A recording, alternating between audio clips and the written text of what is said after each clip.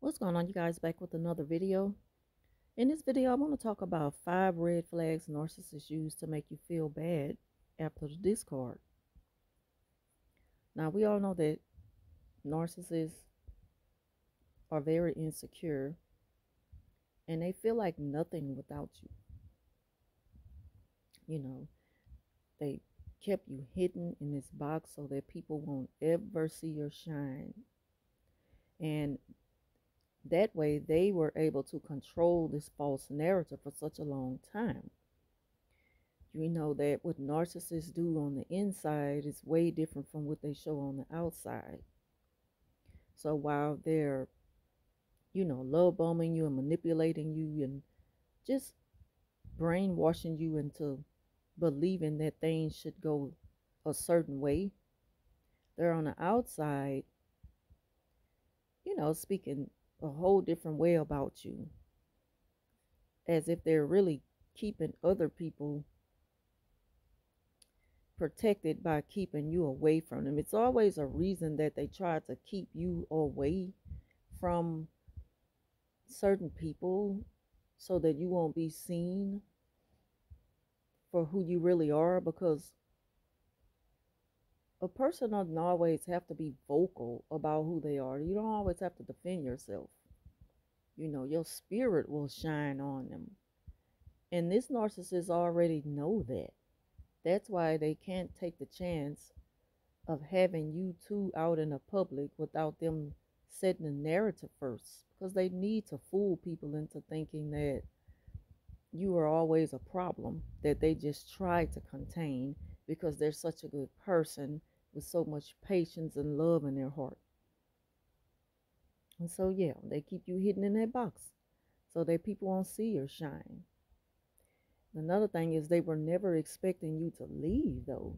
So when those tables turn and that day finally comes, you'll find the narcissist constantly reaching out to you, which may be a trigger because you're kind of bracing yourself. Once you get out or discard or however you leave the situation, even if you just go no contact while still living in the same house and you just maintain your peace through silence, it'll still be a trigger because you have to brace yourself for the gaslighting and the manipulation when they try to contact you or speak to you in any tone.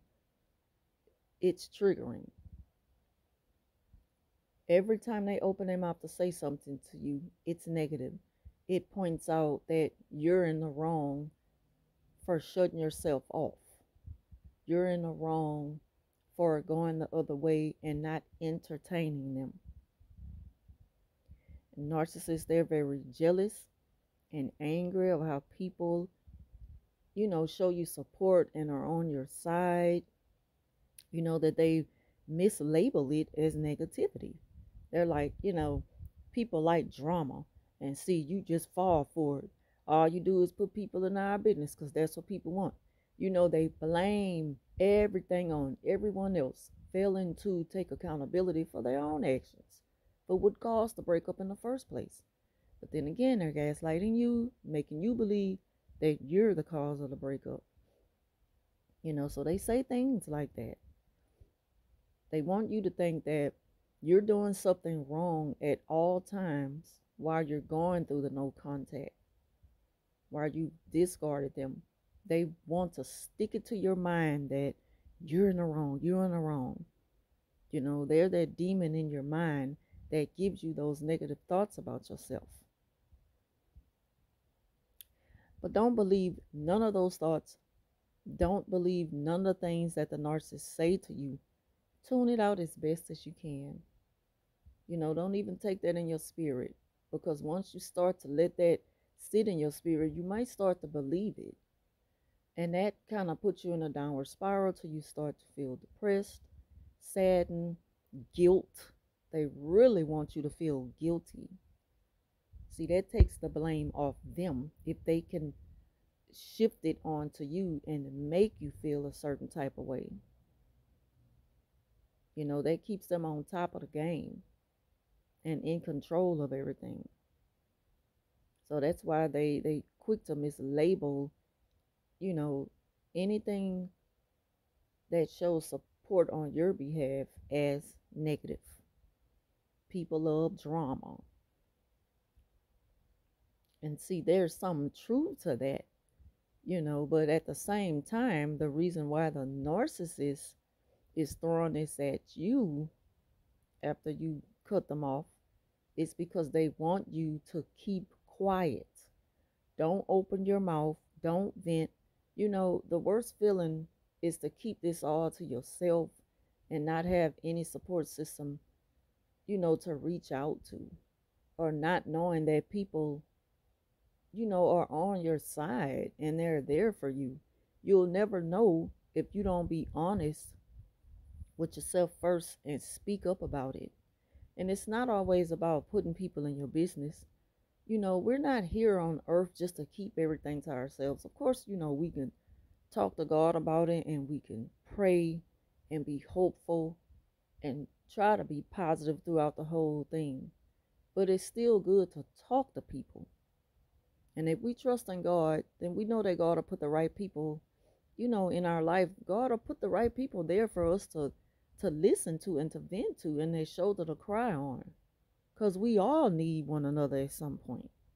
We're not here on this earth just to be alone.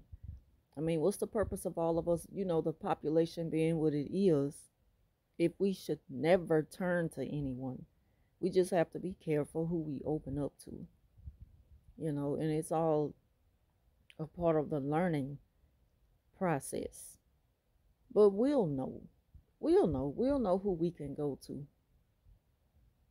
It's not like everybody in your life is, somebody that you just can't go to. It got to be somebody you could talk to.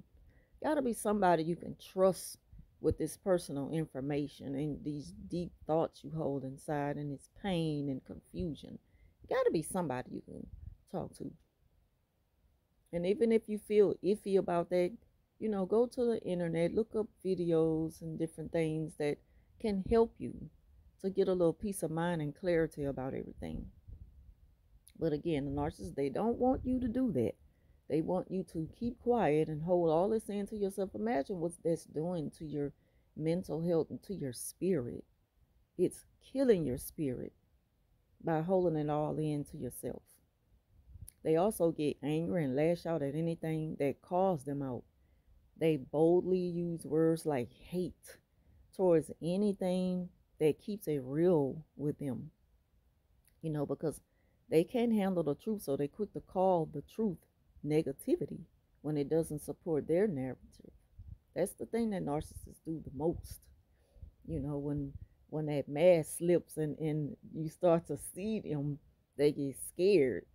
So it's like their true colors show and they start to really, like, when the narcissists say what they feel, believe them. I mean, when anybody say, believe what anybody say, but don't take it too like, oh, you can't give everybody the benefit of the doubt. Some stuff you gotta take heed to, like, okay, I hear you. They gaslight you into believing that you're the cause of the relationship ending, like they did no wrong. And they like to point out certain things that they did wrong and then blame you for their behavior. They love to do that. Oh, that's one of their go to tactics. They never take responsibility for causing you to finally lash out. Pressure bust pipes.